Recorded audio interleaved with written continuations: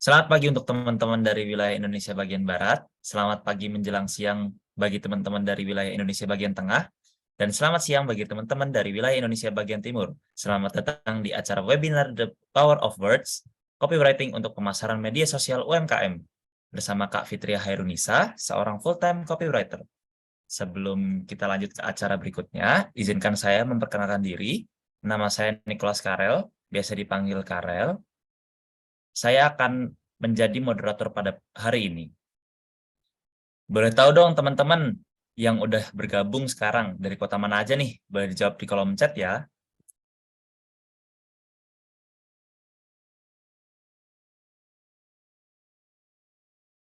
Ada yang dari Batam, ada yang dari Padang, ada yang dari Jaksel, Malang. Wah, banyak banget nih.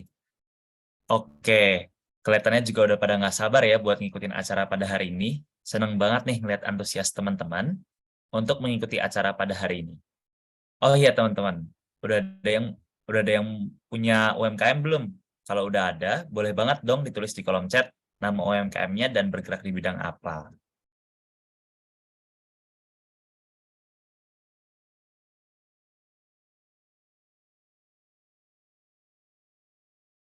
Batik fashion, oke. Ada lagi yang punya UMKM dan bergerak di bidang apa?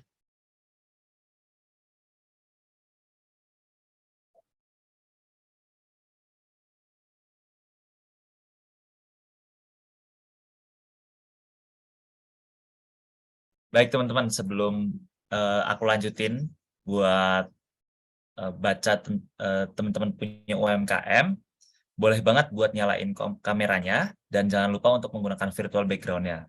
Dan untuk eh, pastiin teman-teman buat ikut sampai akhir karena ada kejutan di akhir acara hari ini. Dan jangan lupa buat ikut terus acara pada hari ini karena ada link absensi yang akan dibagikan oleh panitia untuk mendapatkan e-sertifikat gitu teman-teman. Oke, ada yang punya UMKM bergerak di bidang makanan. Oke, mungkin bisa disebutkan namanya apa?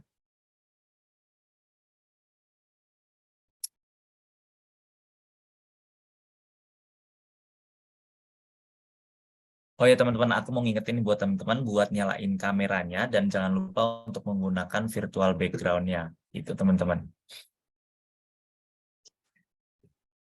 Oke, eh, kan tadi aku udah cerita tentang UMK judulnya apa, terus tadi teman-teman juga sudah memberikan UMKM-nya bergerak di bidang apa dan namanya apa. Sekarang aku mau memperkenalkan Grubis. Kira-kira di sini teman-teman udah pada tahu belum tentang Grubis? Grubis itu apa dan bergerak di bidang apa?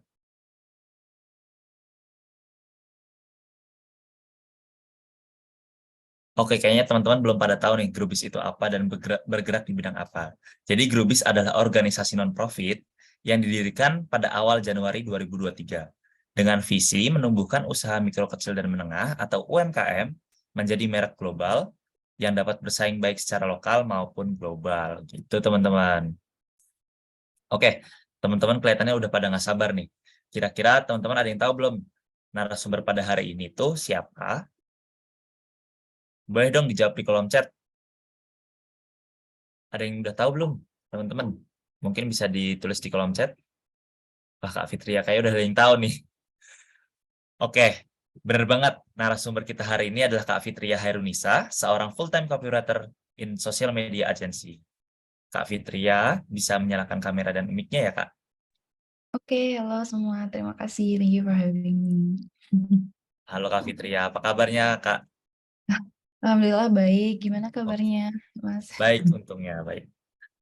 Kak Fitria kesibukannya akhir-akhir ini apa ya, Kak, kalau boleh tahu? Ya, nulis kopi seperti biasa ya. Untuk beberapa brand karena ini di agensi ya, jadi brandnya macam-macam gitu. Kira-kira dari pengalaman kakak menjadi copywriter, ada nggak sih hal unexpected yang tiba-tiba kok dihubungin sama perusahaan ini gitu? Oh, oh pernah sekali sih itu. Lucu banget soalnya ada perusahaan dari Belanda gitu yang masuk ke agensi kami, terus dia minta bikinin content plan, terus copy sama desain, tapi dalam bahasa Belanda. Jadi ya itu unexpected banget dan saya nggak bisa bahasa Belanda gitu kan. Jadi ya udah bikin dalam bahasa Indonesia, terus ditranslate ke English, terus juga ditranslate ke Belanda.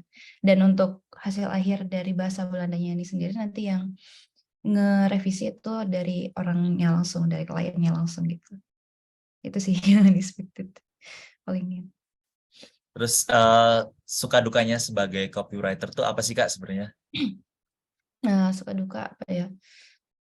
Paling kalau di awal-awal tuh kan baru mulai, jadi kayak paling kaget ya, karena harus nge-handle beberapa brand dalam satu waktu gitu. Jadi suka dukanya mempelajari brand A, B, C, D gitu. Kan kalau kita nulis copy kita harus paham ya si brand ini brand guideline-nya gimana, motivasi bisnisnya gimana, tone of voice-nya gimana. Jadi mungkin itu dalam waktu bersamaan mempelajari itu dan juga bikin copy. Tapi asik sih ya, untuk bikin kayak kata-kata persuasif yang ya yang biasa kita lihat di iklan lah gitu. Oke. Kan tadi Kakak bilang kalau misalnya Kakak sempat ngehandle dalam satu pekerjaan ngehandle banyak perusahaan. Nah, itu paling banyak berapa Kak dalam satu pekerjaan? Kalau dalam 1 minggu mungkin bisa kayak 4 brand gitu.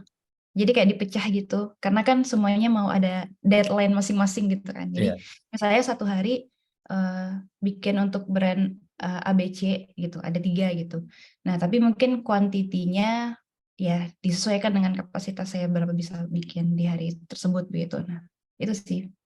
Paling banyak satu hari itu bisa 3 sampai 4 brand, tergantung ini. Banyak banget itu kayaknya. Iya. Itu kalau ngurusin banyak brand gitu, untuk pembagian pekerjaannya gimana tuh Kak? Ada tipsnya kah atau Oh, gimana? kalau itu tipsnya apa ya? Paling time management aja sih. Kalau saya biasanya time managementnya tuh pakai to-do list gitu kan. Nah, misalnya Hmm. jam segini saya ngerjain brand A dulu. Jadi benar-benar satu kerjaan satu waktu untuk satu brand gitu. Jadi otaknya itu nggak pecah-pecah ke yang lain. Jadi daripada ngerjain semuanya sekaligus kayak ada beberapa tab gitu kan, beberapa tab ngerjain ini dulu terus ini itu pasti bingung. Jadi pasti selesaiin dulu satu baru pindah ke yang lain. Kalau boleh tahu Kak, nih eh, Kakak sebagai copywriter tuh udah berapa tahun sih Kak? Udah berapa lama bergerak di copywriter nih? Oh, kebetulan saya masih agak sedikit baru ya, karena dari bulan November 2021 sih. Saya mengawalinya dengan volunteer sampai akhirnya bisa jadi full time. Nah, itu tuh Kakak belajar sendiri atau emang ikut course gitu, les-lesan atau gimana tuh? Oh, oh ya, ikut belajar sendiri awalnya pastinya. Habis itu ada ikut course kayak yang biasa ada dijual gitu, terus ikut. Oke, oke. Tapi pasti harus ada apa ya? hmm, Belajar sendirinya tuh harus ada juga karena kan KIT itu kayak nggak ada mata kuliahnya gitu, jadi ya Iya. kayak gitu. Kalau boleh tahu Kak, Kakak itu dulu kuliahnya ambil jurusan apa Kak? Oh, kebetulan saya fisika FMIPA. Oh, fisika malah malah Iya, jauh banget sama pekerjaan sekarang ya Kak? iya, iya. Ini lebih ke hobi gitu. Yang Oh, dulu lebih ke hobi. emang eh, ya hobi. Terus kenapa sih Kak nggak ngelanjut di fisika aja terus kayak kan mungkin fisika kan kalau kebetulan aku juga di FMIPA Kak. Terus Hmm. kalau dilihat dari pekerjaan tuh FMIPA tuh cukup cukup lah bisa dibilang apalagi fisika itu bisa ke teknik nuklir mungkin bisa ke Oh, ya kan bisa ke yang lain gitu atau mungkin jadi pengajar kenapa malah jadi copywriter kopi gitu. ya. Iya. Nah, ini juga banyak yang nanya sih. Jadi sebenarnya di bidang akademik sendiri itu jangka panjang saya gitu, Mas. Cita-cita jangka panjang gitu di masa depan nanti gitu maksudnya. Jadi memang untuk di fisika sendiri pengennya nanti menempuh pendidikan sampai S3 misalnya gitu. Itu baru saya udah ada porsinya sendiri lah gitu untuk cita-cita tersebut. Nah, untuk yang sekarang saya pengen juga mengeksplor gitu kan, mengeksplor hobi saya yang ini gitu, mengeksplor gimana menerapkannya gitu kalau di dalam dunia real gitu kan. Karena kan kalau fisika itu jarang ya, pasti orang pasti bingung ini di dunia real apa ya fisika itu gitu kan.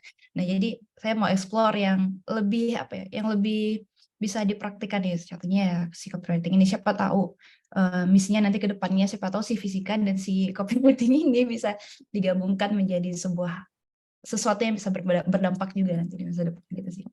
Oke, kayaknya udah seru banget nih Kak perbincangan kali ini ya.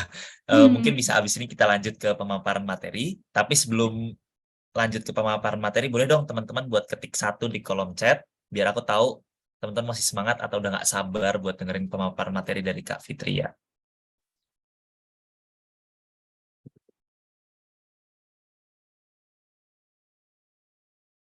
Oh ya, aku mau ngingetin juga nih ke teman-teman, setelah ada pemaparan materi, teman-teman bisa ada sesi tanya jawab, di mana nanti teman-teman sambari mendengarkan Kak Fitria memberikan materi, teman-teman bisa menuliskan pertanyaan di kolom chat, gitu teman-teman.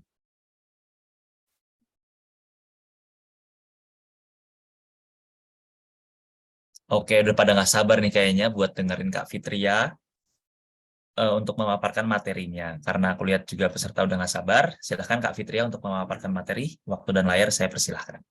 Oke. Oke, terima kasih. Udah saya agak deg-degan ya, karena ini pertama kali webinar ini tangan saya dingin sebenarnya. Tapi terima kasih kepada teman-teman yang udah bersedia hadir di webinar kali ini. Oke, saya izin share screen. Hmm, Mana ya? Wait.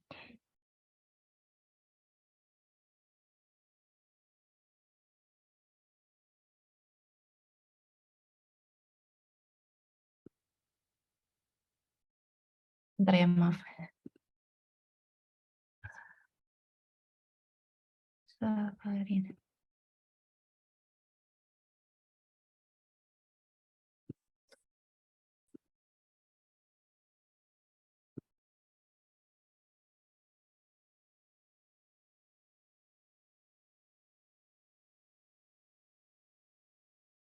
Udah kelihatan belum ya? Bentar Kak, aku cek dulu. Belum ya? Belum Kak, belum. Belum ada share screen. Oke, wait. Oh iya. Kalau ini, Masih gelap sih Kak di aku. Masih mencoba untuk share screen itu. oh masih loading ya? Masih loading. Oke. Ini ya?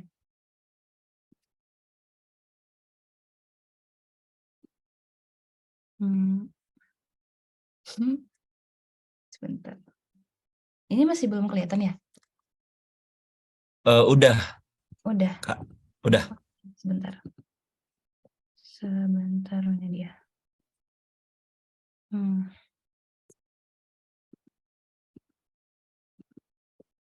Oke. Udah ya? Udah. Oke, terima kasih. Maaf ya. Gak Jadi apa Kak. Oke, nah teman-teman. Terima kasih ya sekali lagi. Bentar, saya mau pindahin ini. Nah, jadi ini kan copywriting-nya judulnya kayak The Power of Words gitu. Copywriting untuk pemasaran media sosial UMKM. Dan itu memang benar ya, kata-kata bisa menggerakkan manusia untuk melakukan suatu tindakan. Kalau kata-katanya itu benar-benar bisa nusuk gitu secara emosi, nggak harus nusuk in negative way, maksudnya in positive way gitu. Nah, nah, jadi ini sedikit pembukaan aja sih. Belajar copywriting biar customer kepancing, bisnis good rekening. Jadi apa ya? Ini tuh biar membuka pemikiran teman-teman juga. Kalau copywriting ini pasti nggak jauh-jauh mainnya dari rima kata gitu. Belakangnya ing gitu, dan nanti akan dipaparkan lebih lanjut lagi ya. Nah, semoga teman-teman menyukai materi kali ini. Nah, jadi kenapa kita harus belajar copywriting? Jadi sebelum kita tahu apa itu copywriting, kita tahu dulu kenapa gitu kan. Jadi biar kita tuh bisa nulis hal-hal yang seperti ini nih di iklan, rasa lebih coklat yang bikin semangat gitu. Itu kan enak ya. audiens dapat nih manfaatnya dari si Milo ini, dan kata-katanya juga enak didengar gitu, karena ada rima katanya di belakang, biar bisa nulis kayak gini, atau kayak gini, era praktis ya pakai kris gitu, atau berkarya lebih mudah dengan iPad, gitu kan. Atau yang di website gitu, cek domain murah langsung aktif, cek domain murah terbaik pilihan Anda dan aktifkan sekarang juga ya Pak. Ini lebih ke call to action-nya ya. Nah, atau di website gitu yang lebih detail. Jadi tetap ada hook-nya atau headline-nya, laundry service delivered to your door, tapi di website ini Anda bisa bikin yang lebih detail lagi tentang produk feature-nya gitu. Nah, atau seperti ini yang di sosial media yang panjang, carousel post. Nah, biasanya diawali dengan headline, ya kan, from boring to interesting. Itu kan juga main terima kata di sini. Terus dia bilang a content creation journey. Jadi dimulai dari headline, terus di tengah-tengahnya itu biasanya story atau pemaparan dari materi tersebut. Nah, kalau orang ini, storytelling ini dia pakai yang storytelling ya. This is a story about a lady who changed the ways to create her content. Terus dia cerita beberapa slide itu kan untuk membuat audiens engage, sekaligus juga memberikan informasi, edukasi di dalamnya. Dan diakhiri dengan ini, yang terakhir ini adalah call to action gitu kan, tentang produknya dia, course-nya dia. Nah, kemudian jadi copywriting itu apa sih? Sebelum kita bahas apa itu copywriting, tadi kita membahas dulu lebih dalam mengapa copywriting ini penting. Tadi kan supaya bisa nulis yang kayak iklan tadi. Nah, kenapa? Karena orang itu nggak suka dipaksa ya teman-teman. Coba bandingkan ya, yang di atasnya yang dipaksa, yang di bawah ini yang ya nggak maksa lah gitu. Jadi misalnya nih, laundry di sini saja. Itu kan apa ya, kenapa aku harus laundry di sana, kata audiensnya nanti gitu. Nah, jadi kita bisa bikin kalimat yang lebih persuasif seperti laundry di sini kami antar sampai ke rumah. Jadi kerasa tuh manfaatnya. Wah, si laundry itu bisa nganterin sampai rumah loh gitu kan. Nah, atau ini, mie ini enak dan sehat, ayo beli sekarang. Kan kurang gitu ya kalau kita mendengarnya sebagai customer mau beli, nggak dulu deh gitu deh, mau cari yang lain dulu gitu. Jadi bisa diganti dengan nikmati gurihnya mie tanpa khawatir beban kalori. Mulai dietmu tanpa menunda lagi. Nah, itu kan lebih enak kedengarannya dan dari makatanya ada manfaatnya gitu. Atau contoh di skincare, serum kami mengandung niacinamide yang dapat mengatasi kulit kusam dengan ampuh. Itu kan oke, itu fiturnya. Terus manfaatnya apa nih gitu kan. Yang lebih persuasif lagi bisa diganti dengan nggak pede karena wajah kusam. Jadi kita highlight fear-nya gitu kan, ke concern-nya si audiens, habis itu barulah yuk pancarkan kembali cahaya wajahmu dengan serum niacinamide. Jadi orang nggak mau dipaksa untuk membeli sesuatu, untuk melakukan sesuatu, tapi kita harus persuasi mereka, kita harus di dalam kata-kata kita itu kita selipkan motivasinya mereka tuh apa untuk ke produk atau jasa kita. Nah, kemudian ini yang tadi ya berkaitan jual benefit bukan jual fitur. Jadi orang nggak tertarik jika Anda hanya menggemborkan fitur produk aja, tapi tonjolkan benefit. Nah ini ya, fitur dan benefit itu berbeda dari produk atau jasa Anda. Contohnya tote bag. Anda punya produk tote bag nih, tote bag yang punya banyak kantongnya, di depan ada, di dalam ada gitu kan. Tapi cuma dibilang, Anda cuma mengatakan tote bag ini punya banyak kantong. Ya, oke gitu, terus apa? Lebih baik dikatakan dengan tote bag ini kamu bisa menyimpan berbagai bawaan dengan rapi tanpa membuang waktu untuk mencarinya. Nah, itu kan jelas manfaatnya apa? Karena dia langsung nangkep si audiens itu, oh kalau saya punya tote bag ini maka ini. Gitu. Jadi ada dengan fitur ini maka benefit, nah gitu. So you can atau di bahasa Inggrisnya gitu. Jadi fitur itu lebih ke produk, apa yang bisa dilakukan oleh produk atau jasa Anda.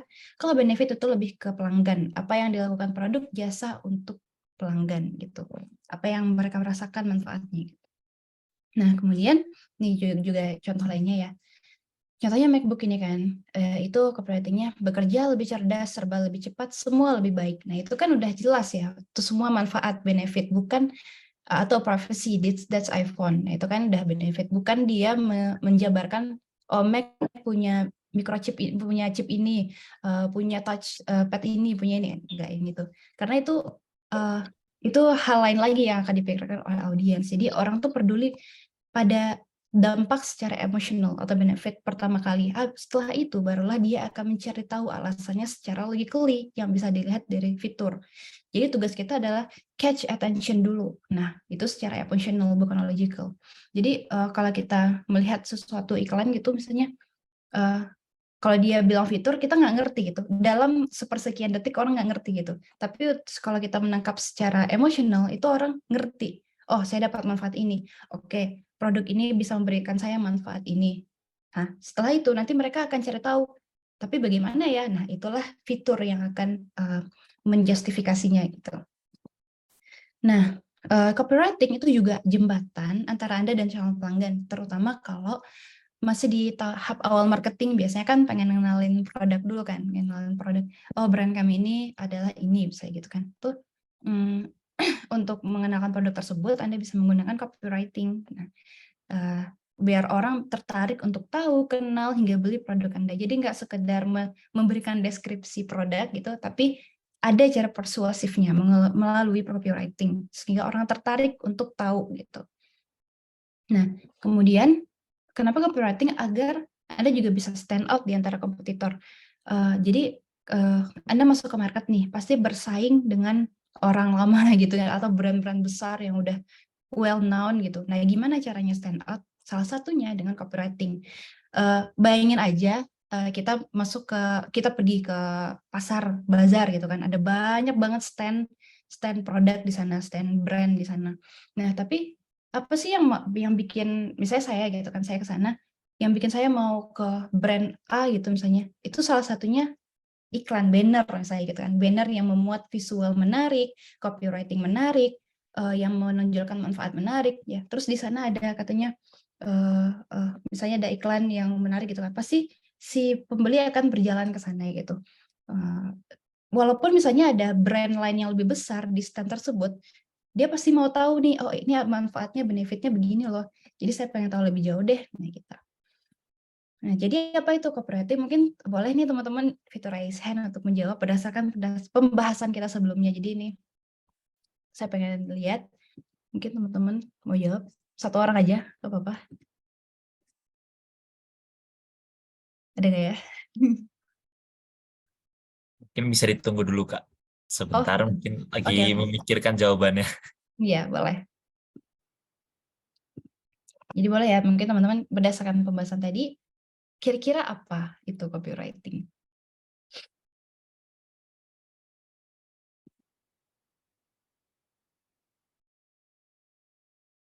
Belum ada yang angkat tangan ya? Oke, kalau begitu, nggak apa-apa. Nah, jadi ya berarti copywriting itu nih secara definisi gitu ya, secara definisi berarti menulis materi pemasaran dan promosi persuasif yang memungkinkan orang untuk memotivasi orang untuk ngambil beberapa bentuk tindakan. Misalnya kalau di sosial media Anda pengen orang follow gitu, misalnya mau follow atau klik link di bio atau gimana, atau save konten Anda begitu. Nah, sederhananya adalah upaya mendatangkan customer secara persuasif melalui tulisan. Nah, kemudian bagaimana tadi kalau udah kenapa, apa, sekarang bagaimana sih cara menulis copy yang efektif untuk media sosial? Yang pertama tentu hal penting yang perlu dipikirkan adalah paham objektif, goal atau tujuan. Misalnya di sosial media itu mau digunakan untuk brand awareness kah, untuk engagement kah, nah gitu. Jadi ketika seorang copywriter tahu paham atau goal dan tujuan dari konten ini, dia bisa membawakan itu ke dalam tulisannya gitu. Terus kopinya itu buat siapa? Audiensnya ini orangnya umur berapa, tinggalnya di mana, kebiasaannya apa gitu, atau buyer persona. Terus apa sih keunikan bisnis Anda gitu, atau unique selling point, gitu, fitur dan manfaat yang bisa dimasukkan juga ke dalam materi kopi gitu. Nah, terus jangan lupa juga untuk hook di 3 detik pertama, atau istilahnya kalau kita mau memberi materi kepada orang-orang dan kita mau orang itu stay di konten kita, pasti kita harus mancing dulu kan, mancing di 3 detik pertama. Karena perhatian manusia itu kan gampang teralihkan. Nah, terus akhiri juga dengan call to action, yaitu ajakan yang Anda pengen orang-orang melakukan itu, misalnya follow akun ini, atau beli sekarang, atau klik link di bio, call to action. Nah, yang ini tadi yang paham objektif, jadi apa tujuan sosial media Anda? Nah, ini erat kaitannya dengan strategi dan planning konten yang dilakukan oleh social media strategist. Jadi yang namanya konten itu pasti banyak apa ya, bagiannya ada yang bikin strategi, ada yang bikin konten, ada yang bikin kopinya, ada yang visualnya. Nah, tugas copywriter itu adalah mengeksekusinya. Nah, misalnya objektif di awal adalah awareness nih atau brand awareness kan. Maka biasanya konten yang ditunjukkan tuh yang edukatif, informatif, atau bahkan bisa juga edutainment yang edukatif tapi juga menghibur gitu. Nah, itu biasanya di awal hook, pastinya hook atau headline. Nah, di tengah-tengah edukasi, misalnya ada brand skincare gitu kan, edukasi tentang skincare, sehingga nanti orang engage, terus relate, terus mau komen gitu. Nah, di akhir baru Anda jelaskan, Anda hubungkan dengan call to action yang diinginkan. Nah, gitu. Kemudian buyer persona untuk siapa Anda menulis copy, ini mungkin bisa dipikirkan, mereka menyukai apa secara hobi dan minat gitu. Misalnya Anda punya produk fashion, terus untuk audiensnya yang bagaimana, bisa ditelusuri tuh hobi dan minat mereka apa. Misalnya target market Anda ini suka main ke coffee shop misalnya, atau suka nongkrong di cafe di Braga misalnya gitu. Nah, dari situ kan Anda bisa apa ya, kurasikan materi konten yang akan bisa bikin relate sama mereka yang suka coffee shop, terus fashion. Nah, kira-kira fashionnya seperti apa ya? Nah, kontennya seperti apa ya? Nah, terus atau apa yang men-trigger mereka untuk membeli atau menggunakan produk atau jasa Anda. Jadi ada motivasinya gitu, ada unique selling point-nya. Contohnya aja Gojek gitu kan pas waktu dia pertama muncul, itu kan udah jelas ada GoFood-nya, terus wah sekarang kita bisa beli makan dengan diantarin aja gitu ya. Atau bagaimana kebiasaan mereka sehari-hari, ya mirip misalnya audiens Anda itu kalau pagi-pagi misalnya suka olahraga misalnya. Nah, Anda bisa juga bikin konten yang berkaitan dengan itu. Berapa umurnya, pekerjaan, lokasi, pendidikan, demografinya gitu. Terus hal-hal apa yang memotivasi mereka dalam hidup. Terus biasanya mereka mengakses platform apa nih? Apakah audiens Anda banyak di TikTok atau di Instagram atau di LinkedIn atau di Facebook? Nah, gitu. Ya, contohnya ini yang dari Revoyu. Nah, buyer personanya nih, hobi dan minat adalah golf, koleksi mobil listrik, liburan keliling dunia. Terus demografinya umurnya 65 tahun, pekerjaannya CEO, lokasi Jakarta. Terus sumber informasi audiensnya dia ini adalah berita online gitu. Jadi lebih ke news gitu kan, media cetak, Facebook. Nah, nggak ada Instagram sama TikTok di sini. Jadi nanti mungkin kontennya lebih relate ke Facebook aja gitu. Tujuan atau motivasinya ingin melepas stres karena sudah puluhan tahun bekerja keras di usia mudanya. Jadi itu bisa di-relate-kan ke konten atau materi copy Anda. Terus juga pain point-nya tuh apa sih yang mereka hadapi saat ini yang bikin mereka susah gitu ya. Misalnya sibuk tapi ingin liburan gitu. Cepat bosan karena sudah mencoba banyak hal. Nah, kemudian keunikan bisnis, fitur, dan manfaat. Nah, ini yang sempat saya singgung di awal tadi, bedakan antara fitur dan manfaat. Jadi ketika Anda menulis copy, itu yang Anda tulis adalah manfaat, bukan fitur. Nah, kalau mau nulis fitur pun itu nanti lebih detailnya, itu nanti misalnya Anda arahkan di copy Anda itu, mau tahu lebih lanjut, klik link bio, misalnya gitu. Nah, perbedaan umumnya kan ya, misalnya fitur apa yang dimiliki produk Anda, yaitu misalnya ada Canva contohnya ya, itu adalah alat desain online dengan berbagai template practice. Itu kan fitur ya, manfaatnya belum terstate dengan jelas di sini. Nah, manfaatnya apa? Manfaat itu kan perubahan apa yang akan dirasakan pelanggan ketika memakai produk Anda. Jadi si pelanggan akan menghemat budget dengan membuat desain sendiri. Jadi dia bisa hemat budget dan juga tidak perlu pengalaman desain, wujudkan desain impianmu. Jadi itulah manfaat yang akan dirasakan oleh pengguna Canva tersebut. Nah, kemudian ini mungkin bisa bantu juga untuk mengarahkan Anda mengidentifikasi apa yang membuat Anda unik itu. Misalnya diisi dengan produk Anda ya, produk Anda membantu audiens dengan masalah tertentu, misalnya produk niacinamide serum membantu audiens umur 20 tahun dengan misalnya masalah kulit kusam, mendapatkan manfaat yaitu kulitnya lebih cerah gitu kan, merasakan lebih pede gitu, melalui solusi unik. Nah, unik solution yang ada di serum Anda misalnya serumnya tuh mudah packagingnya nggak mudah tumpah atau gimana gitu saya solusi ini. Nah, hook dan headline. Tadi kan ada dibahas tentang hook dan headline. Hook itu akan menentukan apakah konten Anda akan dilihat sampai akhir atau tidak. gitu. Biasanya bentuknya macam-macam. Kalau di tulisan tuh contohnya headline. Nah, kalau di video biasanya juga kata-kata kayak, wih parah, kaget banget. Itu kan kita banyak tuh lihat konten TikTok yang diawali dengan itu namanya hook. Atau bisa juga dengan suara kalau dalam hal video ya, misalnya suara horor, nah, itu juga bisa jadi hook. Gitu. Nah, kita akan bahas dari segi headline. Menurut teman-teman, mengapa headline harus nge-hook? Boleh fitur raise hand dan untuk menjawab. Tadi udah sempat dipaparkan juga ya. Nah, mungkin bisa pakai bahasa sendiri, teman-teman. Boleh ya? 2 menit boleh. Di sini tidak ada judgement ya, teman-teman. Jadi, apapun itu pendapatnya pasti diterima. Oke, ada Mbak Agatha Pratama, boleh Mbak dijabarkan kenapa sih headline harus nge-hook?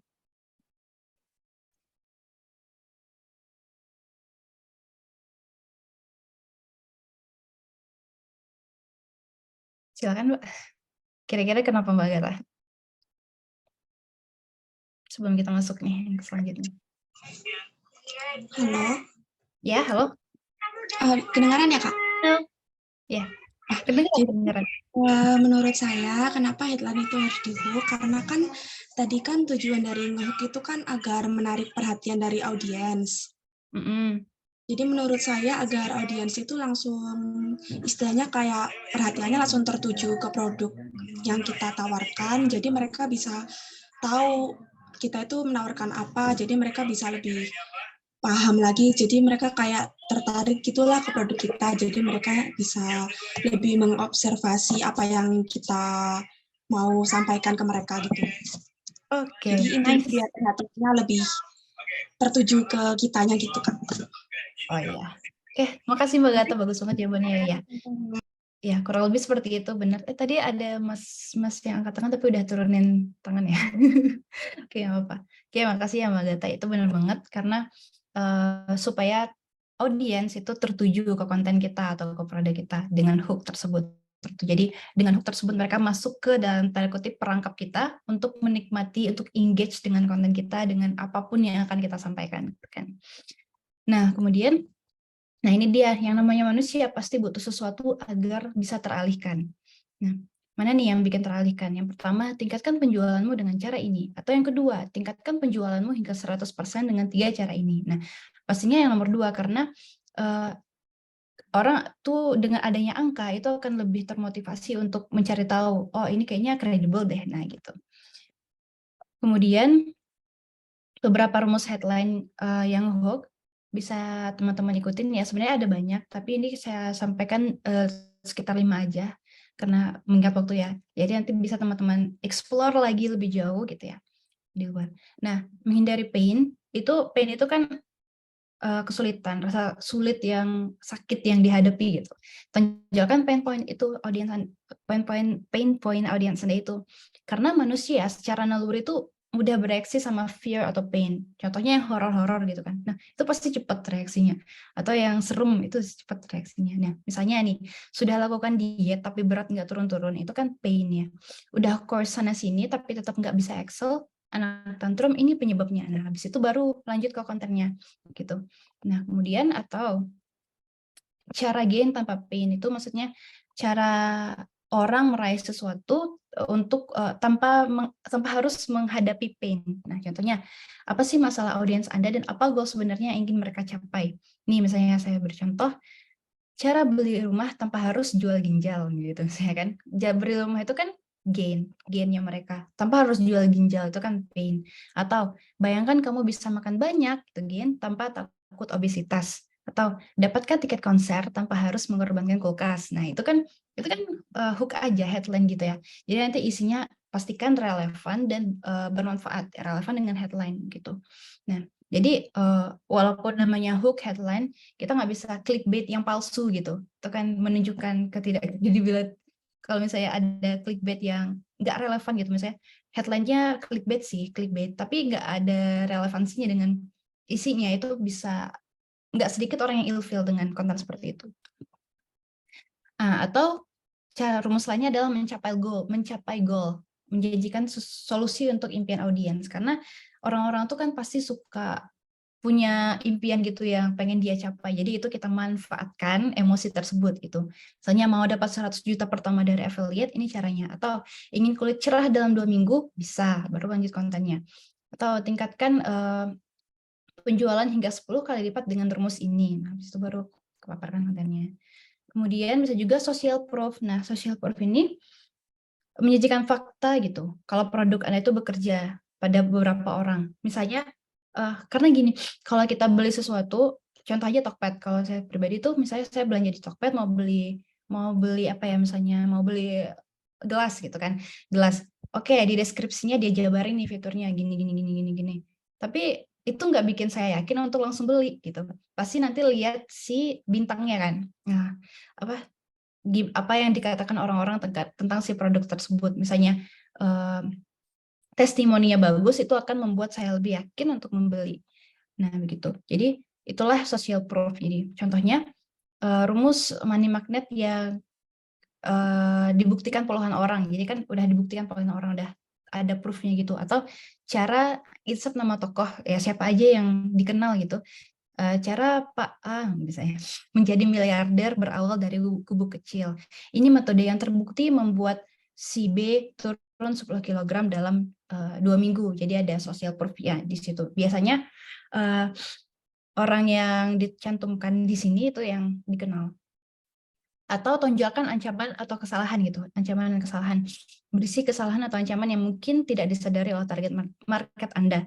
Contoh, jika Anda lupa satu hal ini, Anda nggak bisa nggak sukses, misalnya gitu. Kesalahan terbesar konten di TikTok. Nah, itu ancaman atau kesalahan. Jadi, dengan hal tersebut kan orang takut lah, apa ya? Apalagi kalau dia misalnya TikTok enthusiast.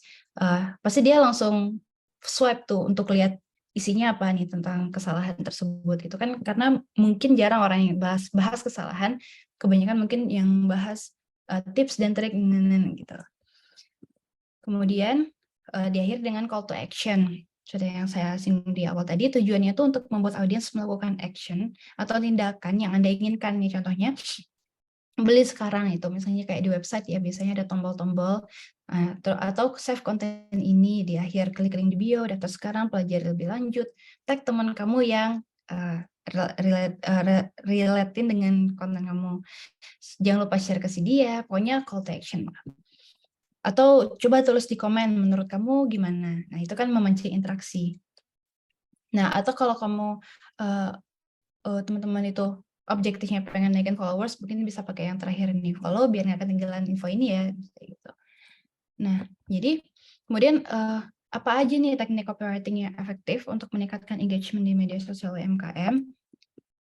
Pertama saya mau perlihatkan ini dulu. Nah, ini saya dapat dari YouTube Upgrade. Nah, ini bisa kita bandingkan ya, ini konten yang kiri sama yang kanan. Nah, ini sebenarnya kedua konten ini punya tujuan yang berbeda nih. Tadi kan kita ngomongin engagement. Nah, yang pertama ini jumlah komentarnya lebih banyak daripada yang kedua, yang kanan lebih banyak yang share atau save ya. Nah, kenapa? Karena yang di konten kiri ini dia mengemas kontennya itu secara menghibur dan relatable. Contohnya, kamu kerja apa sekarang? Copywriter. Oh, yang cuma bikin deskripsi di Shopee itu ya. Nah, itu kan terus ini nanti biasanya pakai musik, terus pakai joget, terus. Nah, nanti kan ini bikin orang banyak relate gitu kan. Itulah yang memancing interaksi orang di komen. Iya bener banget, terus dia nge-tag temennya atau gimana. Tapi kalau yang kanan ini biasanya yang di belakangnya ada video, terus di apa ada text overlay. Ini kan udah langsung terpapar gitu apa isi dari konten yang ingin dia sampaikan, tapi tetap ada headline-nya ini 3 trik agar copywriting nggak terlihat lebay, terus ada isinya, terus terakhir ada CTA-nya. Tapi karena dia ini lebih simpel dan ini memungkinkan orang untuk menge-save konten ini karena ya dia lebih simpel gitu, di save atau di share justru. Nah, kalau yang ini bisa juga di share, tapi yang membuat ya itu akan memancing interaksi lebih banyak untuk komentar. Nah, begitu. Itulah contoh perbedaan pengemasan copywriting pada kedua konten ini ya. Jadi kalau maunya komentar, gimana ngemasnya? Kalau maunya nge-save, bagaimana ngemasnya? Nah, kemudian jadi isi konten pengaruhi bagaimana engagement atau keterlibatan interaksi yang dihasilkan nanti. Kemudian selanjutnya renungkan juga. Renungkan, anggaplah Anda audiens dari konten Anda gitu kan. Kira-kira kenapa orang mau terlibat dengan konten? Karena konten Anda relatable pastinya, karena ada motivasi untuk engage, atau karena konten Anda bermanfaat. Nah, sebutkan yang lainnya yang mungkin bisa direnungkan juga ya. Karena kalau orang nggak relatable dengan konten, nggak relate gitu kan, audiensnya nggak relate, ya mau komen apa gitu kan. Terus untuk motivasi untuk engage, misalnya konten Anda edukasi gitu. Edukasi, Anda memaparkan tips dan trik ini ya, terus dirilatkan dengan sebuah cerita gitu. Itu kan mungkin akan memotivasi audiens untuk bertanya lebih lanjut kepada Anda. Kak, kalau ini gimana ya? Nah gitu. Atau konten Anda bermanfaat. Jadi bermanfaat itu harus penting ya di dalam copywriting gitu. Nah, jadi kalau mau engagement yang tinggi, hindari konten promosi hard selling. Nah, ini juga tips lainnya ya. Tonjolkan yang edukatif, menghibur, menginspirasi, dan informatif. Jadi soft selling. Contohnya ini, contoh hard selling, promo buy one get one, belanja sekarang. Nah itu kan itu beda, udah objektifnya udah beda. Ini lebih ke brand yang udah gede banget gitu, brand yang udah gede banget, udah well known, terus dia ngasih promo gitu. Nah tapi kalau untuk yang brand yang baru, dia pengen baru masuk ke market, dia pengen ngenalin, oh aku ini brand ini loh gitu. Itu pasti nggak bisa serta-merta langsung promo buy one get one gitu. Mungkin bisa, tapi itu pelan-pelan, nggak di setiap konten itu promo. Jadi bisa di bridging gitu. Misalnya diawali dengan hook story offer. Ini rumus terkenal ya, rumus yang paling sering saya gunakan. Merasa kesulitan belajar Excel, coba 3 langkah ini nih headline ngehook tadi ya. Terus di tengah-tengahnya itu ada story. Dulu Mimin pernah di posisi itu, mau olah data pakai VLOOKUP aja susahnya setengah mati. Itu kan ada unsur story dan unsur relate dengan audiens gitu, ada unsur emosinya gitu. Emosi susah gitu kan, sedih jadinya. Hingga akhirnya Mimin insert cerita saat menemukan solusi dalam 3 langkah. Langkah terakhirnya bridging ke produk course Excel. Misalnya ada 3 langkah atau beberapa langkah gitu. Jadi di bridging. Nah, di akhir baru dihubungkan ke produk yang kamu tawarkan. Nah, kamu juga bisa loh jago Excel dalam 3 bulan. Tenang aja, dibimbing langsung dari expertnya. Yuk rasakan keistimewaan Excel course kami dan raih impianmu sekarang. Klik link di bio ya.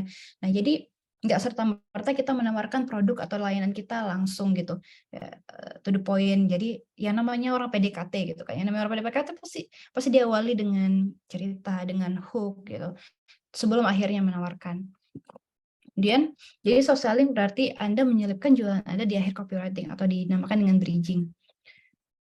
Ini contoh lainnya ya, hard sell, objective engagement nih, flash sale, upgrade, diskon, diskon 100K. Nah ini kan orang mau komen apa gitu. Kalau mau engagement berarti nih yang lebih terpersonalisasi, yang ada unsur ceritanya, yang ada unsur emosinya, yang ada manfaatnya gitu. Nah nih, misalnya tentang ibu rumah tangga tetap menghasilkan belasan juta kerja dari rumah modal HP doang. Nah pastinya hook ya. Bisa dia ceritain, di akhir barulah di bridging ke produk yang dia tawarkan.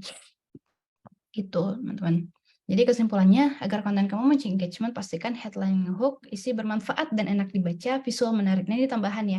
Jadi nggak hanya tulisan, tapi dari segi visual juga harus menarik. Karena kalau gimana ya, orang engage secara manusia itu kan suka hal-hal yang visualnya bagus gitu. Nah, jadi biar dia engage lebih lama, usahakan visualnya menarik. Apa yang harus dipertimbangkan dalam menentukan voice dan tone copywriting untuk media sosial? Nah, voice on tone itu kan bagaimana cara kita berkomunikasi dengan si audiens itu kan, tone of voice-nya. Anggap aja kalau kita ngobrol sama teman-teman, itu nadanya gimana, kalau sama anak kecil umur 5 tahun gimana, untuk anak SD gimana, terus yang lebih tua gimana, yang udah sepuh gimana, itu pasti beda-beda ya. Tapi nggak hanya itu yang dipertimbangkan, tapi juga dari tujuan bisnisnya. Apakah untuk meningkatkan penjualan, brand awareness, edukasi, interaksi dengan audiens. Nah, itu nanti bisa dihubungkan dengan tone of voice yang Anda bawakan gitu. Misalnya ada pengen interaksi yang seru gitu, pastinya bahasanya juga seru, nggak bisa dengan bahasa serius terus mengharapkan interaksi yang fun gitu kan. Nah, atau karakteristik dan value dari brand Anda sendiri. Jadi pertimbangkan juga karakteristik brand Anda dan nilai-nilai apa yang ingin disampaikan oleh kepada audiens. Jadi kayak semacam brand guideline gitu. Contohnya, terus apakah brand Anda bersifat formal atau santai? Terus pengen nonjolin apa? Kecerdasan, kehangatan, kreativitas, atau kesederhanaan. Jadi intinya adalah identifikasi karakteristik inti brand Anda dan pastikan voice dan tone-nya mencerminkan hal tersebut. Misalnya anggap aja misalnya ada brand parfum gitu kan. Kita tahu ada brand parfum yang fun, ada juga satu lagi brand parfum yang elegan gitu. Yang fun ini mungkin untuk remaja, itu pengemasannya pasti beda tuh. Copywriting-nya pasti relate dengan anak-anak remaja.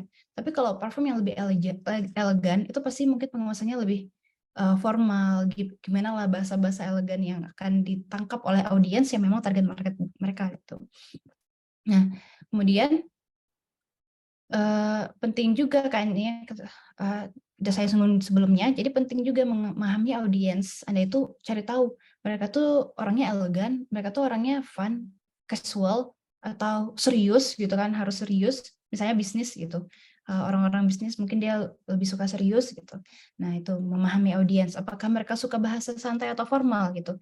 Mungkin ada juga misalnya audiens lebih tua itu kurang suka dengan bahasa yang Gen Z misalnya, kan nggak cocok gitu. Jadi bisa dipahami audiens lebih dalam. Nah, kemudian selanjutnya yang perlu diperhatikan adalah platform yang digunakan.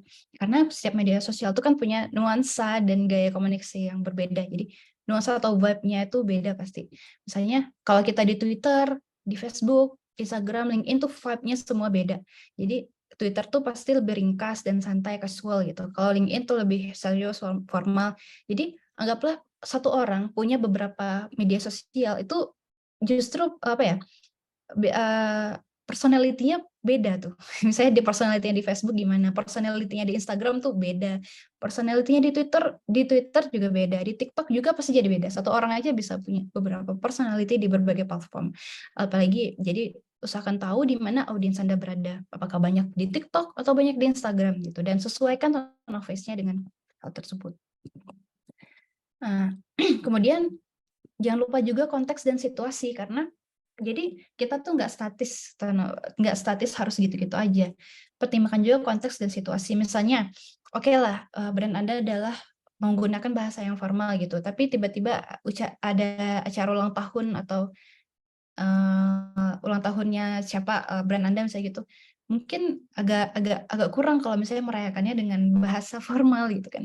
Jadi mungkin bisa diselipkan sedikit tone yang lebih riang gembira gitu tone-nya. Nah, atau pada situasi yang serius, berarti ya Anda adaptasi tone yang juga serius, itu bukan tone yang ceria, karena itu ya dianggap menyepelekan atau bagaimana, yang nggak ngerti konteks dan situasi, pasti dianggap begitu. Nah, kemudian ada juga konsistensi. Nah, ini mungkin agak bertolak belakang ya sama yang tadi, tapi maksudnya konsistensi di sini adalah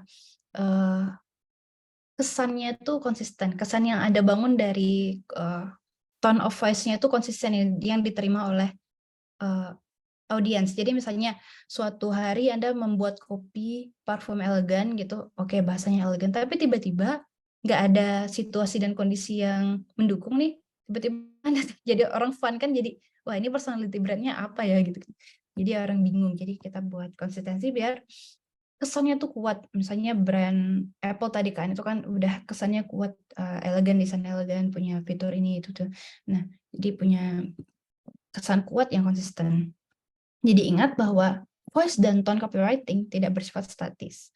Nah, tapi dapat disesuaikan dengan perubahan dalam kebutuhan dan respon audiens. Jadi misalnya nih Anda baru masuk ke market, Anda coba pakai tone of voice yang casual, yang formal, misalnya yang formal. Tapi ternyata audiens Anda bilang, iya apa sih formal banget, terus apa sih ya? Ternyata orang-orang nggak suka dengan hal formal tersebut. Dan ternyata brand Anda juga masih mencoba-coba gitu, kita mau menemukan tone of voice yang bagaimana. Nah, itu boleh saja Anda ganti gitu. Karena kan salah satu pertimbangannya adalah mengenali audiens gitu kan. Nanti bisa di-list aja mana. Nah, itu lebih ke brand guideline-nya yang nanti akan dipahami oleh si copywriter-nya. Nah, kemudian lakukan evaluasi tentunya terhadap hasil yang Anda dapatkan dan beradaptasi gitu. Jika diperlukan ya, misalnya kan zaman berubah, bahasa berubah gitu. Kalau kita pakai bahasa yang masih udah zaman dulu banget gitu, nah itu kan mungkin audiens Anda udah nggak cocok lagi, udah nggak relevan lagi gitu. Jadi bisa kalau ada ruang untuk adaptasi itu bagus. Nah, kemudian apa sih perbedaan antara copywriting untuk media sosial dan website? Nah, sebenarnya tadi di depan udah saya tunjukkan ya. Kalau untuk media sosial tuh pastinya lebih singkat dan padat, karena kita mau nyampein pesan dengan cepat dalam waktu singkat gitu kan. Jadi kalau di media sosial pastinya kayak tadi hook, story, offer, udah gitu. Headline, story-nya gimana, terus offer-nya apa. Kalau lebih ke manfaatnya kan. Kalau si orangnya pengen tahu lebih lanjut, Anda bisa arahkan di konten tersebut, klik link di bio atau download ini, download itu gitu. Nah, tapi kalau di website itu lebih banyak lebih banyak ruang untuk Anda membicarakan produk atau layanan secara lebih rinci.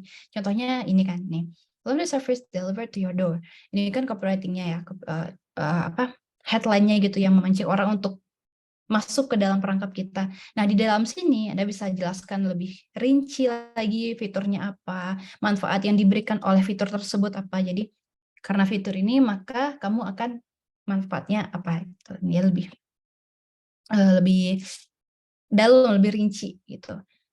Nah, kemudian tujuan komunikasinya juga beda. Contohnya kalau di medsos itu rata-rata itu untuk membangun interaksi, brand awareness dengan pelanggan. Memang ujung-ujungnya sales, tapi esensi yang lebih utama itu adalah membangun interaksi dengan si audiens gitu. Karena kan kita membangun kedekatan melalui website itu kurang ya, karena kita bisa interaksi langsung di medsos. Nah, kalau di website itu ya informasinya itu ya kayak manualnya gitu kalau kita beli produk, ada menjelaskan manfaat, mengarahkan pengunjung untuk melakukan hal tertentu yang Anda inginkan gitu. Tapi di sini jarang kita bisa berinteraksi langsung dengan audiens, tapi lebih di medsos. Saya sekarang di TikTok Live misalnya itu kan bisa interaksi langsung. Konten short video, hook, story, offer, nah itu nanti kan memancing interaksi langsung. Nanti orang komen terus kita buat yang baru misalnya gitu. Nah, yang terakhirnya ada sebuah quote ya dari copywriter legend gitu. Nah, beliau udah meninggal sih tahun 95 kalau nggak salah. Nah, jadi beliau mengatakan bahwa mari kita bahas inti permasalahannya. Kekuatan penggerak hal penting yang harus dimiliki untuk membuat iklan Anda berhasil itu berasal dari pasar itu sendiri atau market Anda sendiri, bukan dari copy yang diproduksi. Maksudnya gimana?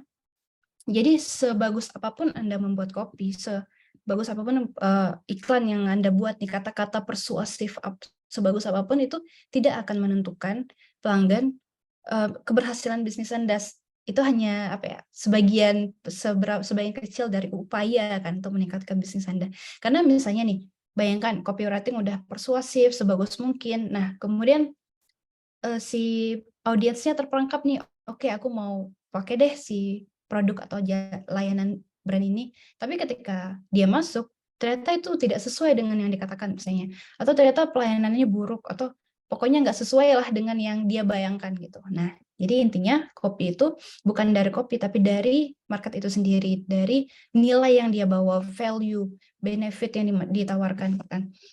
Kemudian, kopi tidak bisa menciptakan kebutuhan akan suatu produk. Kopi hanya menggunakan harapan, mimpi, rasa takut, dan keinginan yang memang udah ada di hati jutaan audiens, dan memfokuskan keinginan mereka pada sebuah produk. Jadi, bukan kopi yang menciptakan kebutuhan, tapi si brand sendiri gitu kan.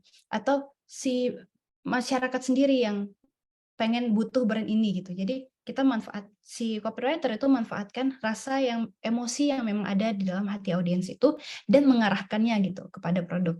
Nah, kemudian inilah tugas dari copywriter, bukan menciptakan keinginan atau kebutuhan akan sebuah produk, tetapi menggunakan dan mengarahkannya pada sebuah produk. Ini yang tadi sempat saya singgung ya. Misalnya anggaplah ada pelanggan A gitu. Dia tuh pengen standing laptop misalnya, yang untuk berdiriin laptop misalnya. Tapi ternyata dia kayaknya belum butuh banget deh gitu kan. Tapi ternyata setelah dia ada baca copywriting di suatu hari dia lihat konten, oh ternyata standing laptop tuh bermanfaat banget ya, ternyata bisa ini. Nah, akhirnya dia butuh gitu kan. Nah, nanti si brand sendirilah yang memberikan esensi motivasi dari kebutuhan tersebut gitu. Mungkin materinya sampai situ aja sih. Terima kasih teman-teman, mohon maaf atas kekurangan. Nah ini mungkin tadi dari Growbiz kita ada praktik ya. Coba praktikkan kemampuan copywriting kamu yuk. Nah ini saya serahkan ke MC lagi ya. Oke, wah makasih banget nih Kak atas pemaparan materinya. Kebetulan aku juga ada di sosmednya di Growbiz. Terus setelah mendengarkan pemaparan dari Kak Fitri ya, Kak Fitri ini, jadi aku belajar banyak gimana cara ngehook, buat headline yang ngehook, terus tadi ada juga isinya gimana bisa enak dibaca, terus visual menarik, sama yang paling aku notice tuh cara ngebuat rima yang kata rima sih Kak. Oh, Rima ya. Iya, Baik, gitu. alhamdulillah kalau bermanfaat. Nah, Guli-guli. Nah, kan tadi Kak Fitri juga udah menyinggung untuk latihan kan. Nah, mungkin teman-teman ada yang berkenan untuk menjadikan contoh merek UMKM-nya. Kalau misalnya ada, bisa ditulis di kolom chat untuk dijadikan copywriting-nya. Nanti kita latihan bareng, karena kan tadi kita udah mau dijelaskan pemaparan materinya, terus sekarang kita mau praktek langsung aja. Nanti copywriting-nya itu nanti bakal dinilai sama Kak Fitri secara langsung, gitu teman-teman. Boleh teman-teman yang mau dijadikan contoh nama UMKM-nya dibuatkan copywriting, boleh ditulis di kolom chat. Iya, mungkin ini ya Kak ya, kayak produknya apa, fiturnya Ya, apa gitu. produknya apa, terus bergerak di Audiensnya bidang siapa, apa, ya, biar nanti audiensnya bisa. apa gitu. Mm.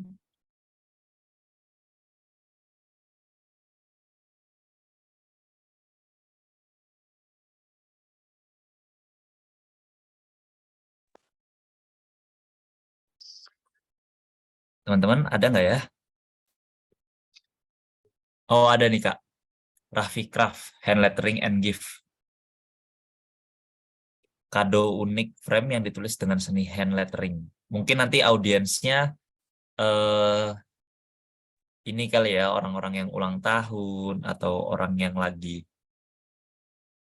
baru wisuda. Oh iya. Ya, itu kan rata-rata banyak yang pakai gitu juga kan Pak, Kak, buat ngasih hadiah wisuda gitu. Oh, iya. Mungkin teman-teman bisa ngebuat copywriting-nya, nanti akan dinilai sama Kak Fitria. Mungkin 2 orang kali ya, Kak? Iya, ya, dua. Yang terbaik. Mungkin dalam bentuk headline aja kali ya. Oke, headline aja. Mm-mm. Coba Ya, tadi teman-teman. kan ada beberapa rumus headline yang bisa diterapkan. Coba digunakan informasi dari Kak Raffi ini cocok untuk Kak Dawidin. Raffi Oke, Craft. mungkin aku ulangin lagi ya, Ya, teman-teman, buat menuliskan copywriting-nya. Nanti nama brandnya adalah Raffi Craft. Itu nanti dia membuat hand lettering and gift. Terus juga kado unik frame yang ditulis dengan seni hand lettering gitu teman-teman. Untuk audiensnya nanti eh, orang-orang yang membutuhkan kado wedding, ultah, wisuda, dan lain-lain gitu. Ayo teman-teman bisa buat copywriting-nya. mm-mm. Nanti Oh, langsung ada ditulis aja. IG-nya juga tuh Kak, mungkin Oh ada iya, bikin. nanti Oh, teman-teman mungkin ada yang mau nge-follow, ada yang berminat, boleh tuh ke Kak Raffi Craft. Tuh.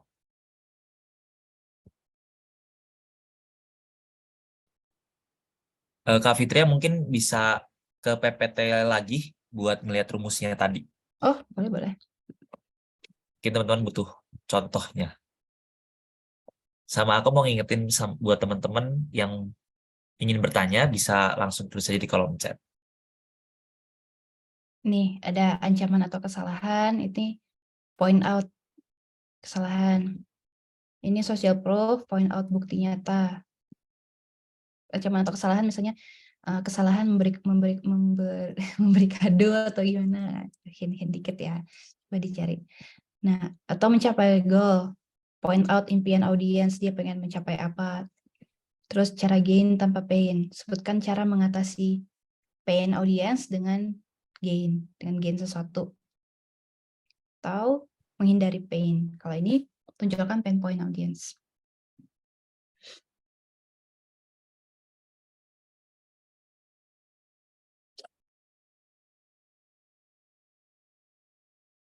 Ya teman-teman. Nah ini lebih diperjelas lagi sama Kak Raffinya sendiri. Target marketnya itu pekerja kantoran, mama muda, mahasiswa, sama middle up. Tuh. Mungkin kita tunggu 5 menit mungkin ya Kak? Oke. Ya, biar enjoy bikinnya. Ya, biar nggak buru-buru juga Iya, ngerjainnya. enjoy it guys. Karena untuk bikin copywriting tuh butuh kreativitas dan enjoy ya. Jadi nggak ada tekanan di sini, jadi santai aja.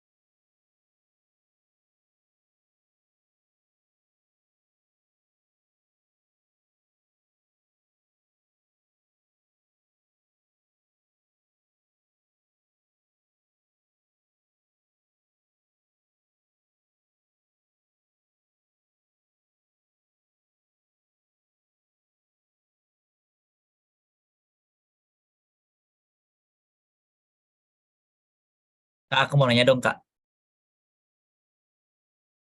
Halo, Kak Fitri.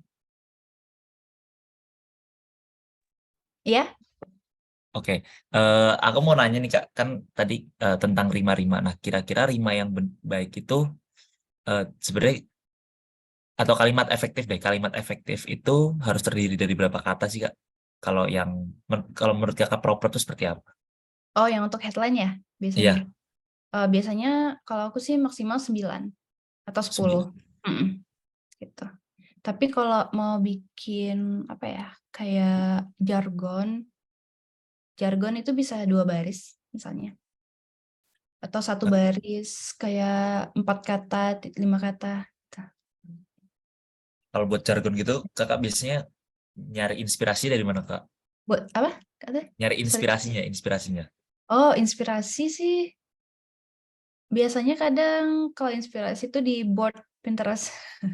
Board Pinterest. Ya. Terus kalau saya bingung mikirin kata yang akhirnya itu apa, tinggal dicari Google kata berakhiran an misalnya, kata berakhiran in gitu misalnya.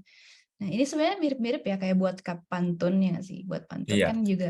Nah, Oh, nih Kak, kalau ada nih salah satu hmm? contoh dari Agus Kurniawan buat headline nih Oh, kayaknya.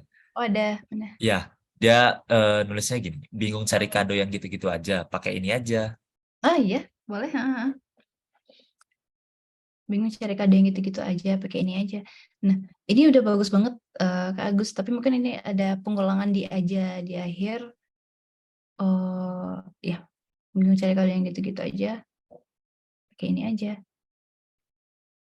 Hmm, boleh boleh. Nanti ya saya lihat yang lainnya dulu. Nah, mungkin kalau Apa dari Kak kamu ya? Fitria, kalau dari Kak Fitria sendiri, kalau misalnya yang tadi Kak Agus bilang bingung cari kado yang gitu-gitu aja, pakai ini aja, yang lebih propernya seperti apa? Kalau saya sih bingung cari kado yang gitu-gitu aja. Hmm, cukup sampai di situ aja, bisa. Jadi kayak pain aja gitu, Oke, oke, oke. highlight painnya gitu. Atau kalau teman-teman ada usulan, mungkin bisa di-highlight keunggulan produknya, Kak. Nah, Boleh, tapi teman-teman, dalam bentuk benefit. Dalam bentuk benefit, bukan dalam bentuk fitur. oke, teman-teman bisa buat headline ya, kayak yang tadi Kak Agus kasih, biar nanti sama Kak Tasya di breakdown dan dijelasin gimana baiknya atau seperti apa gitu, teman-teman. Tadi untuk contohnya itu punyanya Kak Raffi, yaitu Raffi Craft, gitu teman-teman.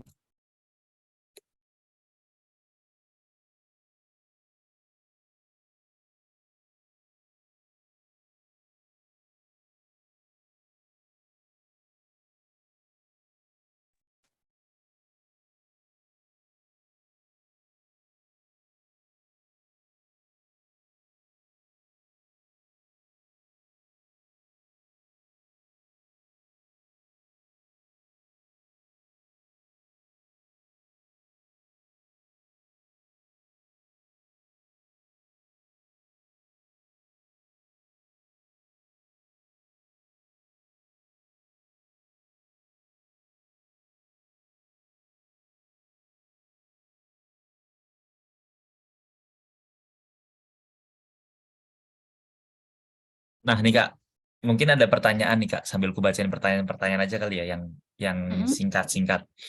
Kalau contoh untuk closing yang memanggil untuk action gimana sih? Gimana dari Raffi Kraf? Closing Oh, yang baik itu menurut Kak Tasya seperti apa? Kak Tasya, sorry Kak Fitria. oh, close, nah, closing itu tergantung dari kontennya.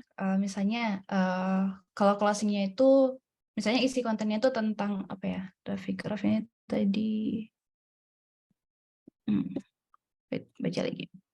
Ditulis hand lettering bermanfaat karena ada emasnya, packaging personal, bisa kirim ke seluruh Indonesia yang terlibat sampai jika ada kerusakan. Terus wedding ultah wisuda kado. Nah, ini kalau yang saya bayangin mungkin misalnya kontennya tentang orang yang kalau nyari kado wedding di Tokped susah banget gitu kan. Apa ya yang cocok? Nah, itu bingung kan. Nah, dia tadi kan headline-nya cocok nih, bingung cari kado yang gitu-gitu aja.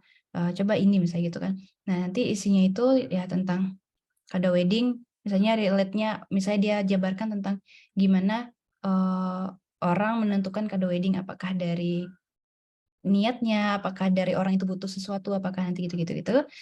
Nah, nanti berarti CTA-nya, misalnya, yuk temukan kado wedding unikmu, nah misalnya. Jadi ada kado, jadi bisa highlight keunikan dari si kado wedding ini gitu. Yuk temukan kado wedding berbeda dengan klik link di bio, misalnya gitu. Jadi diarahkan ke tokonya Raffi Kraf gitu. Oke Kak. Atau yuk beri kesan, misalnya pengen manfaatnya kesan gitu kan. Anggaplah dari kado ini bisa jadi kesan yang baik bagi si penerima gitu. Highlight kesannya, terus nanti dengan klik link di bio gitu. Kalau misalnya objektifnya pengen ngarahkan mereka ke link di bio gitu. Ya. Tapi kalau misalnya kontennya interaksi engagement tentang komentar, itu pastinya ceritanya nanti coba tulis di komentar. Kado unik apa sih yang jarang yang jarang digunain atau diapain biasanya. Itu lebih ke memancing komentar. Baru satu ya yang bikin ya? Iya baru satu ini. Mungkin aku ini apa ya kata Kak Fit, aku mau nanya nih Kak Fitri. Ada nggak sih selama kakak jadi copywriter itu produk yang paling apa ya paling lucu mungkin? Produk Ada yang nggak Kak? selama jadi copywriting ya, yang Ya, paling lucu, cute atau apa? lucu yang mungkin bisa cute atau mungkin yang kayak ini barangnya aneh tapi lucu gitu. Oh, apa ya?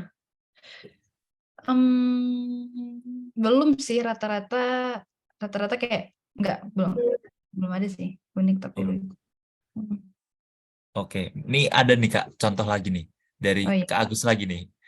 Cara bikin doi seneng tanpa ngasih tiket konser. Oh iya, ini bagus nih. Menarik, menarik. Terus ada juga nih dari Kak Agatha, dia buat kayak gini. Waduh, nggak ada waktu siapin hadiah buat teman wisuda. Ya, bisa. Ini kan pain, highlight pain. Dia ngehook ya Kak pertanyaannya. Dia Mm, ngebuat orang jadi kehook buat masuk iya. ke produknya. Mm-mm. Ini mungkin bisa ditambahin bawahnya kayak tulisan kecil subheadline gitu. Tenang aja, terus kasih panah kanan biar nge-swipe ke carousel post selanjutnya, slide selanjutnya. Oke Kak, ini waktunya udah selesai untuk pertanyaan yang Oh, pemaparan materi tadi. Kita lanjut aja ke pertanyaan sesi tanya jawab. Jadi oh iya. sesi tanya jawabnya nanti itu akan aku bacain pertanyaannya. Terus Mm-mm. nanti sebelumnya Kak Tasya mau menampung pertanyaannya dulu atau mau langsung aku bacain terus langsung dijawab sama Kak Fitria.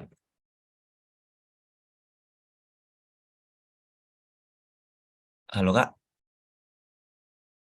Kak Fitria? Oh iya, gimana? Tadi kata Tasya, jadi saya Sorry. kata Tasya. Gimana Tasya? Nanti ini Kak Fitria pertanyaannya mau aku bacain terus langsung dijawab sama Kak Fitria atau mau dikumpulin dulu pertanyaannya? Dikumpulin dulu deh. Itu ditulisin nggak ya? Atau gimana? Ditulis nanti aku bacain aja. Oh iya, oke. Oke. Eh, oke, pertanyaan pertama itu dari ini sebentar Kak. Ini dari Gibran dari SMK Telkom 1 Medan terkait dengan kondisi ketika kita belum memiliki usaha dan ingin mengasah skill copywriting kita. Gimana sih Kak tips dan cara untuk bisa bekerja sebagai copywriter mengingat kondisi saya saat ini masih sebagai pelajar yang ingin mendapatkan penghasilan dengan bekerja sebagai copywriter. Terima kasih Kak. Oh, maaf Kak, mungkin bisa langsung dijawab aja deh kalau ini. Oke, Takutnya nanti dijawab. lupa. Oke. Oke, terima kasih Kak apa tadi yang nanya, Mas? Eh, tadi sebentar Kak. Kak Gibran. Oh ya, halo Kak Gibran, terima kasih pertanyaannya. Jadi masih pelajar ya. Jadi sebenarnya kalau tips dan trik itu kalau dari saya sih secara pribadi, ini mungkin ada tips dan trik lain ya, tapi ini yang secara personal aja. Sebenarnya bisa dimulai dengan mengisi waktu ikut course ya. Itu untuk ngasah skillnya. Nah, sekalian juga ikut magang gitu kan. Biasanya sekarang kalau yang masih mahasiswa tuh bisa ikut magang. Nah, dari magang tersebutlah Kak Gibran bisa mengumpulkan pengalaman gitu. Nah, nanti ketika tamat mungkin pengalaman magangnya itu bisa dikalkulasikan setara dengan pengalaman profesional 1 tahun misalnya atau 6 bulan gitu. Jadi menurut aku memang ikut course-nya, belajar di YouTube itu ada banyak, dan coba cari magang yang bisa WFH. Ya, jadi itu tidak terlalu mengganggu kegiatan kuliahnya dari Kak Gibran gitu sih. Atau kalau mau lebih, ini saya baru mau mencoba sih freelance gitu, freelance. Ini kan biasanya kalau freelance nggak terlalu ngelihat ini ya latar belakang pendidikan. Kan kalau di formal kan latar belakang pendidikan misalnya minimal S1 gitu. Nah, kalau gitu kan Kak Gibran jadi nggak bisa ngelamar gitu kan. Tapi kalau freelance, saya di status seperti freelancer.co.id atau di Upwork, nah itu bisa Kak Gibran jabarkan aja pernah nulis apa, terus portofolionya bagaimana. Nah, berarti kan harus ini dulu, harus apa? Asah skill-nya dulu gitu dan bikin beberapa portofolio atau praktik sendiri yang bisa dipaparkan nanti di situ. Semoga itu menjawab sih. Oke Kak. Makasih untuk pertanyaannya tadi Kak Gibran. Selanjutnya ada pertanyaan lagi nih Kak, yang kedua dari Kak Fatia. Kak izin bertanya dari Kak saya Taya dari Universitas Indonesia. Izin bertanya, apakah ada fitur AI yang Kak Fitria manfaatkan dalam pembuatan copywriting? Dan apakah ada platform yang Kak Fitria gunakan untuk mencari job di bidang copywriting? Oh, baik. Terima kasih pertanyaannya Kak Taya. Izin jawab ya.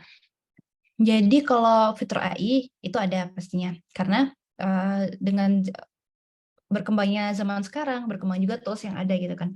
Istilahnya kayak kalau contohnya komputer aja, kalkulator aja misalnya gitu. Kalau zaman dulu kan orang menghitung nggak pakai alat, pakai ya alatnya, otaknya sendiri, jarinya sendiri. Tapi ketika ada kalkulator itu dimanfaatkan, ketika ada komputer itu juga dimanfaatkan. Begitu juga dengan copywriting gitu ya. Kalau misalnya stuck, misalnya kan kita kalau mau bikin headline itu kan pasti butuh ide apa ya? Ide latar belakang atau motivasi yang pengen kita sampaikan gitu. Tapi kita stuck nih misalnya, entah karena kebanyakan job atau banyak harus dilakukan gitu. Nah, itu bisa gunakan AI atau kayak copy AI, ChatGPT.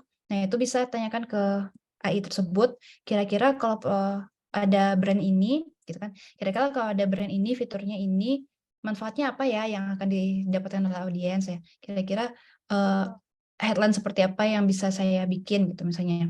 Nanti kalaupun dia berikan saran-sarannya itu jangan jangan dijiplak gitu 100% karena yang namanya menulis itu pasti ada keunikan sendiri kan, keunikan dari sisi copywriter-nya, dari sisi brandnya gitu. Misalnya nanti headline yang dikasih oleh AI tone-nya formal gitu kan, itu kan nggak cocok gitu. Itu biasa bisa digunakan seperti copy AI atau ChatGPT ya. Kalau misalnya kehilangan ide konten atau bagaimana. Kemudian kalau platform yang digunakan untuk mencari job di bidang copywriting sih, kalau saya dulu tuh LinkedIn. Pertama kali dulu LinkedIn. Pastinya kalau saya sih pribadi mengawali dengan volunteering yang tidak berbayar gitu. Jadi unpaid volunteering. Nah, di situ belajar dulu kan. Jadi kan sambil ngasah skill, sambil mempraktekkan skill gitu. Jadi belajar learning by doing gitu, by doing. Nah, habis itu barulah saya part time. Ditawarin part time. Habis itu setelah rasanya capable nih, sebenarnya nggak harus menunggu rasanya capable sih. Yang penting udah pede aja gitu. Nah, itu bisa lamar ke full time gitu. Nah, LinkedIn atau enggak kalau mau freelance di freelancer.co.id itu banyak. Itu di email itu banyak sih yang masuk. Itu bisa dipertimbangkan kalau mau jadi freelance. Itu sih, semoga menjawab. Wah, makasih Kak Fitri atas jawabannya. Semoga Kak Taya kejawab ya pertanyaannya. Terus juga ada nih Kak pertanyaan lagi dari Kak Raffi. Sebentar Kak, aku Ya. sortir dulu pertanyaannya.